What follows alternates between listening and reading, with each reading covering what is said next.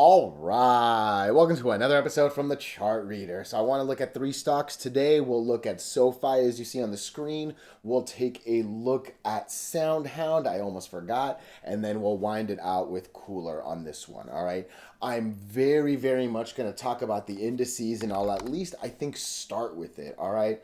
NASDAQ was a wild day today. All right. I made a couple posts and I made a couple videos over the last few weeks, not too many, but one of the main themes was, look, this doesn't look pretty. All right, but at least we're over the 8 moving average. All right, what I was starting to really like, especially, was it looked like we were getting ready to take off. Right, what I want to see is us stay above the 8 and then actually start to go up and away from the 8. Right, like that's where you start making some money. Right, it looked like it was getting ready to take off, and then lo and behold, we're basically right back at the line today. Right, I think today was crazy because, again, you can see it. Right, we close here at 19,400 ish. We then open all the way up here at 19,500. We then go almost, no, did we actually cross it? We did. We crossed 19,600. And then boom, we drop all the way and close at 19,000, basically 300, right? So wild day, we gap up, we keep going up. Lo and behold, we actually at one point wick below the 8 moving average, let alone where we close basically right around the line, right? So, I mean, it was an up and down day. I actually remember in the Discord, I started it with, I saw it get red and then turn green real quick. So I saw the bad turn to good, and then during my meetings at some point, it turned bad again, right? So very disappointing to see. And look, an almost 1% day is really big on the NASDAQ. Zero point 0.8 is a real big number. It really is. You can also see that's a real big candle too, right? So I think that's an easy way of emphasizing that. But a zero point 0.8 red, that's a little bit worrisome. And I think we saw that kind of across most of tech today. I don't know what the S&P 500 looks like. Actually, exact same thing. We saw that same almost takeoff and then the almost identical candle today. I wasn't sure what S&P 500 looked like, because really in some ways SoFi did a little bit better than the indices, right? Now, there were points where it actually started to look really good, and I'll talk about this 100 moving average a lot, right? But as I zoom out, you can see it. That 100 moving average, that blue line, is the last of the moving averages, and I said it basically right here. I probably said it right here. I know I said it on the last video. I'm surprised we're still at the 14s. I thought we would be at the 16s or higher, but hey, it just shows you how difficult the moving averages are, right? But interesting day. I think the market downturn really hurt it, but at least better than the indices is an easy thing to say, right? When we're looking at SoundHound's starting to concern me. And I don't know if you watched my BBAI video yesterday. This one's not going to be about BBAI, but I at least want to highlight one thing, all right? So you can see in March, we had a real big volume spike, March 24. In December 24, we had a real big volume spike, and then really nothing else, right? When we look at BBAI, it's actually the exact opposite. There was minimal stuff in March. There was some all rightness, but still relatively minimal, especially when we were comparing it to SoundHound. But all of a sudden, it seems like the volume is coming here, right? Like this is just taking off and continuously going, as opposed to SoundHound that's starting to basically fizzle during that exact same window. Right? So that December moment was the peak here and very much a down from here, as opposed to BBAI actually kind of starting here and then doing better through that, right? So for me, I think a lot of SoundHound's story is the volume down here. I'll obviously be talking about the technicals, and yeah, where SoFi's trying to get up and away from them, this one is close to the bottom and afraid of losing them, right? So SoundHound not looking as good on the volume. Volume is important to me. The technicals are really important to hold here, all right? And then winding it out is KULR. So KULR had a real nice setup going. It really did take advantage of this nice channel, right? A channel is just the spacing between two lines. I love the fact that the 50, the red line, was down here. The next moving average all the way up was here. Tried to really do its best to fill that channel. Unfortunately, earnings came and really messed up a lot of that, right? So I'll emphasize again why I always call earnings a crazy, crazy gamble, all right? And really, we're going to be talking about this one is below all the moving averages, right? And that is arguably a confirmation. It actually didn't do too badly compared to that, but I think today's candle has me a little bit worried. But where are we with? Oh man, we are actually below all the horizontal. Interesting. All right, yeah, there's a couple things. I haven't looked at KULR in a bit, honestly. So yeah, real interested to talk about this one. So yeah, a lot going on this one, but before we do go any further and I give you more of my thoughts and opinions, what are we going to do? Same thing we always do, right? We'll take a look at the daily and the weekly to see how these things are setting up short term. We have our 5 moving averages. There are horizontal support and resistance lines that I do draw manually myself. And then when we are done up here, we'll use the MACD, RSI, and volume as our lower indicators.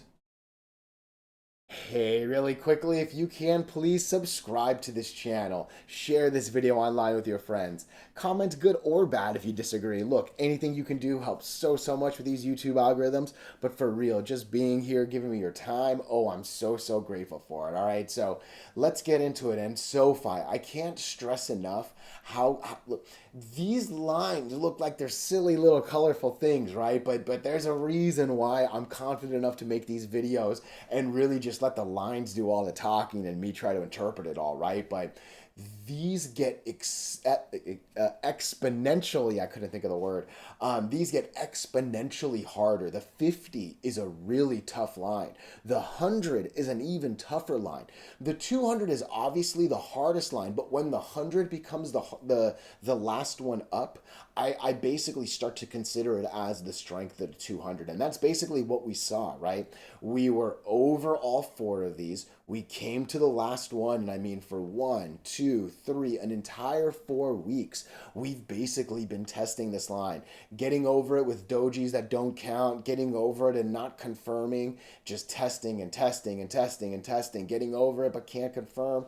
Today was an interesting day, and today actually, let's look at the 15-minute chart. Look at the start of the day, right? Today's the 5th. This is the entirety of the day.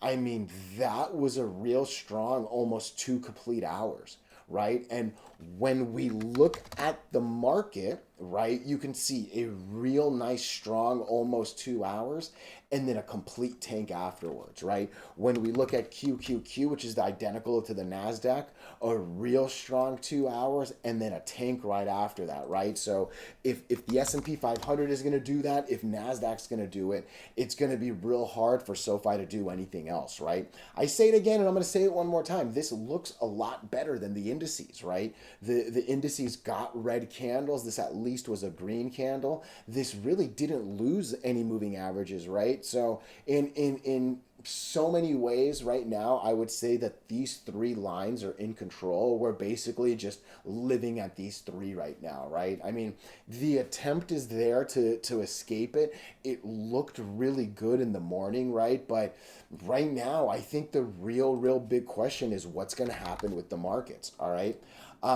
I say this so often. I am not an economist. I don't have like a finance degree or anything like that. I really don't understand a lot of economic things, all right? One thing that was posted today was this, all right? We basically bought back the largest buyback of debt ever, okay? Now, again, I'm really not here, and you can see we have a little conversation about it because I'm not here pretending I understand it, right? No, that's not what this is. Me saying it's a funky morning. But in my head, we shouldn't be buying our own debt, right? Like that's not how that works. Some other countries should be buying our debt, and like that's how money games work in an uneducated way of explaining that, right? The fact that we're buying it ourselves not necessarily is a good thing, right? Now, what we did talk about, here we go, this is where it is, all right? So it's not ideal, right? You want some other government to buy it back, right? My assumption is, look, they're going to try to invest it, right? And maybe there's a little bit of us saying, hey, if they think now is a good time to buy the most debt and put it in the market and make it do its thing, that maybe is an interesting thing for someone like us, some regular retailer, right? But I think to me, this might be why things didn't go so well. You know what I mean? Now, the timing I don't think lines up well. So it's not like this news posted and all of a sudden things drop. Maybe I'm completely wrong with that, right? But I don't think this is a good headline. And I'm just kind of trying to guess what happened is really what the answer is. All right. So to me, what I'm really looking for, and again, I know we're talking about SOFI and I'm looking at the NASDAQ, right? But the NASDAQ cannot lose the 8 moving average. We really can't go below 19,250. All right, that's exactly echoed on the S&P 500. We can't lose the 8 moving average. All right, because if we do, that ripple will come here. And if we lose this cluster, that's a scary channel. And that's where I have to start worrying. We might lose more than $1 right here, which is about a 10% drop, right? We'll basically lose about a $1.20. The $1.30 is a 10% drop, right? So it would be really bad to see. I mean, yeah, 340, 330, sorry, 1340, 1335. I think somewhere in that tolerance is the death line. I don't want to lose that because I think that's going to trigger a real quick 10% drop right there, right? So what we're really looking for, and again, it looked like it happened today and it was real nice. I think this thing just needs to get over like 1380, give or take. Sorry, I zoomed out the wrong way. If we can start creeping into the 14s, and again, it looked like it was ready to go, right? I'm not even caring about this high RSI, right? Because this is the 15-minute, it would have recovered if the markets did well. Like, trust me. I think if we can get over 14 and the major indices don't lose the 8 moving average and they keep bouncing like they have been, I think that's what's going to hopefully repeat itself because MACD is positive and waiting. RSI is starting to curl with green over red. And hey, volume basically lives at that line, right? So it's there. It's difficult when the indices don't do well, right? That's the ocean, and these little tickers are the little boats that we decide to jump on and go deeper and deeper into that profit ocean, right? So a little bit choppy. It's been not as crazy, making it just a little bit more okay to go out and fish a little bit, but be careful is I think the simple thing. I need some water. I'm going to pause this. Give me 1 second. Sorry. Oh, my apologies right there. Cool. I think that's also everything. So let me know your thoughts. Let me know your opinions. Even if you disagree, let's come in to SoundHound. And SoundHound is concerning to say the least, all right? Where I was excited at one point, where it looked like we were going to take our golden line back and hopefully start heading on up, up, up, all of a sudden became a real bad loss of the 100 moving average. A tough candle today, and I'll talk about the markets again one more time. And again, I said it on the opening thoughts, and I think this is the biggest thing to me. We went from 200 million shares to roughly speaking 20 million shares. Let's just call it 40 million shares. All right, let's call it 40. We're at 38. We've given up 80% of the volume, right? Every 20 million is 10%. I'm calling it 40. We've lost more than 80% of the volume since December. And that is not a good thing, right? You can arguably say that's the exact same slope as price, right? Volume dictates price. It really is why I say volume is king, right? Volume is queen for the ladies watching this thing. It's so important that you're looking and we're looking, right? I say we because we're a team here, right? We're momentum hunting and you need volume for momentum, right? So I really can't stress enough how shocking it is that volume is doing that. And again, I've been flashing BBAI. BBAI did not peak in December like SoundHound did. Instead, that was actually kind of the start of the takeoff, right? And again, it's basically the same thing, right? Give or take. This was you get what I'm saying, right? But I'm really disappointed in the volume. All right, because hey, wasn't that long ago before like Brigatti and QBTS kind of took it. Soundhound was our volume king, right? So, that's a tough place to be from the top to not there anymore, right? When we're looking at the technicals, look, there's really two ways of looking at this. The first part is there's just too many moving averages, right? You want it spaced out really well so you can battle one at a time and then make your way on up, and good spacing's important. At this point, we're just going up and down, up and down. I don't know if we're gonna go back up or down, or and it's just it's getting tighter and tighter and tighter as this 100 gets tighter, and this is staying flat, right? So it's not like this is gonna it just there's too many moving averages for the stock to really be in its own control. Like, we are at the mercy of these lines, right?